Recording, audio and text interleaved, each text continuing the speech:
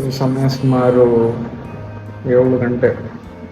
ನಾನು ಬಂದಿದ್ದು 4:30-5 ಗಂಟೆಗೆ. ನನ್ನ ಫ್ರೆಂಡ್ ಒಬ್ಬ ನನ್ನ ಮಾತಾಡ್ತಾ ಇರಲಿಲ್ಲ, ಸುಮಾರು ದಿವಸ ಆಗಿತ್ತು. ಆ ಫ್ರೆಂಡ್ ಲಿಸ್ಟಲ್ಲಿ ಎಲ್ಲರಿಗೂ ಕಾಲ್ ಮಾಡೋವನೆ, ಯಾರೂ ಬಂದಿಲ್ಲ. ನಾನು ಬಂದಿದ್ದೀನಿ. ರೀಸನ್ ಇಷ್ಟೇ, ಅವನು ನನ್ನ close friend. So ego and ನಿಮ್ದೇನು ದ್ವೇಷ ಇರುತ್ತೆ, ಒನ್ಸ್ ಹಾಸ್ಪಿಟಲೈಸ್ ಅಂತ ಬಂದರೆ ಯಾರೂ ಸಪೋರ್ಟ್ ಮಾಡಲ್ಲ. ಸೊ ಸೆಲ್ಫ್ ಇಂಡಿಪೆಂಡೆಂಟ್ ಆಗಿರಿ, ಫಿನಾನ್ಷಿಯಲ್ ಇಂಡಿಪೆಂಡೆಂಟ್ ಆಗಿರಿ.